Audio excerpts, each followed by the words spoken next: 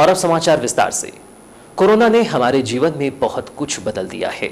जिंदगी और मौत के बीच जूझ रहे अपनों को करीब से नहीं देख सकते, मरने के बाद अस्थियां तक नहीं ले सकते और लगातार होती मौतों के बीच एक अजीब सी दहशत है, क्योंकि दावे तो हमारी स्वास्थ्य सुविधाओं के चुस्त होने के खूब हैं, लेकिन धरातल पर यह सच होता तो इस कदर कोरोना के वार से लोगों की सांसें न टूटती। मोक्षधाम और कब्रिस्तान में अब भी शव पहुंच रहे हैं और कोरोना से मरने वालों में सरकारी आंकड़े वह नहीं बता रहे हैं जो वास्तविकता है। बालाघाट जिले में कोरोना का तांडव थमने का नाम नहीं ले रहा है। संक्रमित मरीजों की बढ़ती संख्या के बीच दूसरी ओर मृतकों की संख्या भी बढ़ती जा रही है। बीते कुछ दिनों से मोक्षधाम और कब्रिस्तान में अचानक शवों की संख्या बढ़ी है, लेकिन हर दिन जारी हो रहे सरकारी रिकॉर्ड में मृतकों के आंकड़े कोविड से मरने वालों के अंतिम संस्कार से मेल नहीं खा रहे हैं। इसलिए कोरोना से मरने वालों की संख्या में भारी विसंगतियां नजर आ रही हैं। बालाघाट शहर के जागपुर घाट मोक्षधाम में प्रतिदिन शवों की संख्या 13 से 14 के आसपास ही रह रही है। पीपीई किट पहनकर अस्पताल के वार्ड बॉय यहां पहुंचते हैं और शवों को जलाकर चले जाते हैं। मरीजों के परिजनों को सिर्फ ये खबर मिल रही है कि उनके परिवार के व्यक्ति ने दम तोड़ दिया है। कई परिजन तो अपनों के अंतिम दर्शन तक नहीं कर पा रहे हैं। इन सुलगती चिताओं के बीच गायखुरी के निवासियों की चिंताएं भी बढ़ गई हैं और यहां संक्रमितों के अंतिम संस्कार से निवासी भयभीत हैं। शैलेश समरीते ने बताया कि वो यही निवास करता है और मोक्षधाम के पास ही उसका घर है। इतने शव मोक्षधाम में उसने पहले कभी नहीं देखे। उसके अनुसार हर दिन 11 से 14 शवों को अग्नि दी जा रही है। तो अभी इन गुजरे 2-4 दिनों में क्या बदलाव आप देख रहे हैं? मैम, जो पहले लाश जलती थी, आम लाश जलती थी, कोई रोक टोक नहीं था, कोई भी आके चेहरा देख लेता था। आज ऐसी हालत है यहाँ पे कि अपने घर का लोग उसको देखने के लिए नहीं जा सकते। ऐसी हालत है और यहाँ के लोग इतने डरे हुए घर से नहीं निकलते। तो लगभग रोज कितनी लाशों का यहाँ पर अंतिम संस्कार हो रहा है? मैंने देखा 15-16 के ऊपर हो चुकी है रोज, कभी 8 कभी 10। अभी 3 दिन के अंदर मैंने 3 दिन में 11-14 जलते देखा हूँ। तो यहाँ के जो रहवासी हैं इन्हें किस तरह की परेशानी हो रही है? बहुत ज्यादा परेशानी। मैम, यहाँ कोई आता जा नहीं सकता बेचारा, क्योंकि कहाँ से आ जाएंगे, पूरा कोरोना है। कौन नहीं कोरोना में क्या भरोसा, यहाँ से चलेंगे आएंगे, किसको हो जाएंगे, बच्चे छोटे छोटे, बहुत बड़ा परिवार है किसी का। तो यहाँ सैनिटाइजेशन नहीं हुआ, एक बार भी कोई नगर पालिका नहीं आई, कुछ नहीं आई। झाड़ू लगाने से नहीं होता है, जगह जगह में लोग बैठ रहे उठ रहे थे। यहाँ पे क्या कोरोना नहीं हो सकता? यहाँ सैनिटाइजर करवाना चाहिए एक बार। कोरोना की वजह से पहले ही स्वास्थ्य सुविधाएं पाने इंतजार करना पड़ रहा है, फिर ऑक्सीजन सिलेंडर के लिए और इसके बाद आईसीयू बेड के लिए। अगर फिर भी मरीज नहीं बचा तो फिर मुक्तिधाम में भी दाह संस्कार के लिए इंतजार करना पड़ रहा है। यही कुछ मोक्षधाम में पहुंचे यहाँ के लोग बता रहे हैं कि कैसे 2 दिनों से गाड़ी में ही शव रखा हुआ है और अपनी बारी का इंतजार कर रहा है। कोरोना की वजह से आज टूटती सांसों के बीच ऑक्सीजन सिलेंडर एक बड़ा प्रश्न है। इसी को लेकर युवा संदीप बताते हैं कि अस्पताल में ऑक्सीजन सिलेंडर की भारी कमी है और लोग इसे खुद खरीद कर ला रहे हैं, तभी ये मिल पा रहा है। भीतर के हाल बेहद बुरे हैं। डॉक्टर आते नहीं हैं, वार्ड बॉय के भरोसे कोरोना संक्रमित है। अगर कोरोना पॉजिटिव दम तोड़ देता है तो कोई दूसरा वो ऑक्सीजन सिलेंडर लेकर चला जाता है। दूसरा मरीज अपना खुद का सिलेंडर लेके आ रहा है मार्केट से खरीद के। उसके बाद भी मरीज की तो वैसी जान जा रही है। ऊपर से वहाँ पे जो सिलेंडर जो मरीज अपना छोड़ के यानी चले गया है, उसका सिलेंडर भी लोग वहाँ से चोर ले रहे हैं। उसका तो हमें कोई वो नहीं है, लेकिन हम यही चाह रहे हैं प्रशासन से कि थोड़ा सा कुछ नहीं तो ऑक्सीजन की तो व्यवस्था करें। 3 दिन से हमारी वहाँ पे रखी हुई थी मतलब मरीजों की देखरेख के नाम पर व्यवस्थाएं शून्य है, कुछ भी नहीं हो रहा है।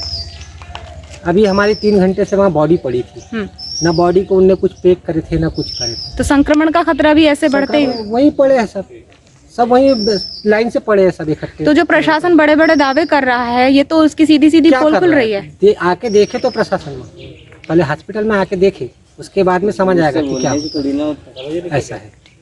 संशय की पहले आके देखे और कुछ नहीं तो वहाँ पे जो बेचारे ला रहे हैं ले जा रहे हैं, उनको ले जाने के लिए अभी हमारे आंखों देखा में एक को जैसे अपन ऐसा लकड़ी का साथ घसीटते हुए ले जाते उस टाइप से ले जा रहे थे।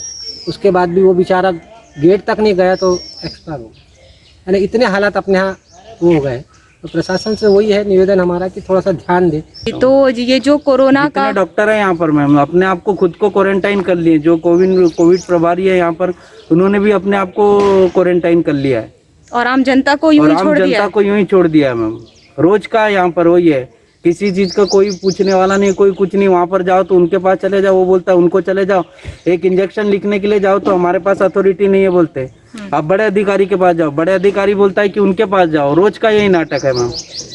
तो आम जनता परेशान हो रही है आम जनता बहुत परेशान हो रही है मैम। इसमें जो अभी तक कोई इसका लेने वाला नहीं, कल से पड़ी है, कल रात से, कल की बॉडी पड़ी है, कल रात से पड़ी है मैम बॉडी। कल जो बॉडी आई थी यहाँ पर गाड़ी में वो वैसी ही वापस चले गई।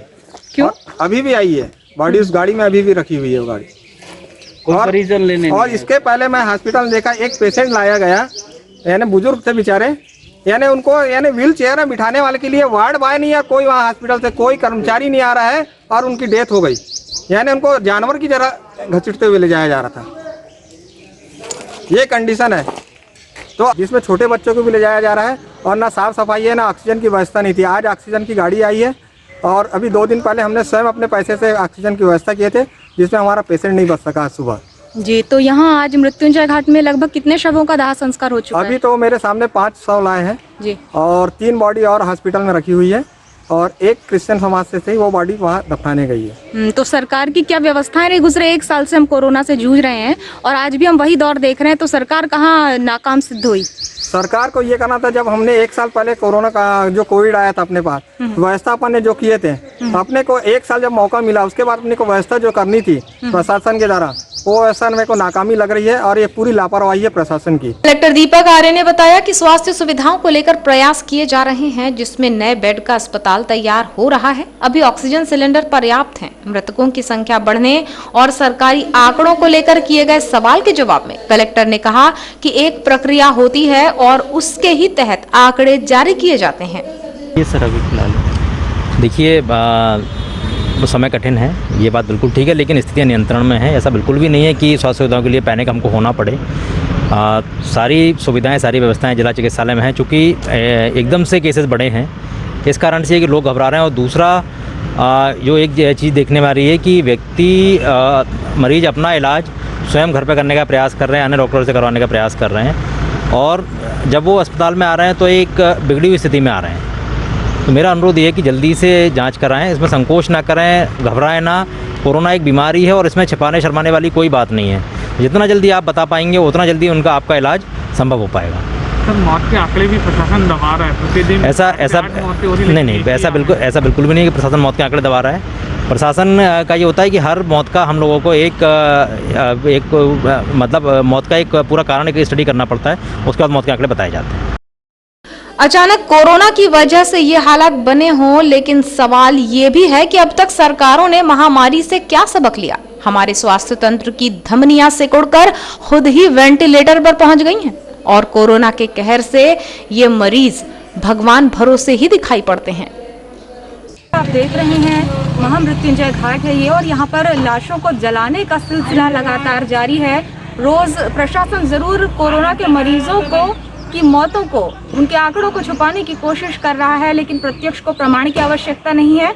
आज भी मेरे पीछे 3 लाशों का अंतिम संस्कार हो रहा है और कुछ लाशें अभी भी अपने अंतिम संस्कार की प्रतीक्षारत हैं। यहाँ के रहवासी काफी परेशान हैं, साथ ही प्रशासन के प्रति खासा आक्रोश नजर आ रहा है।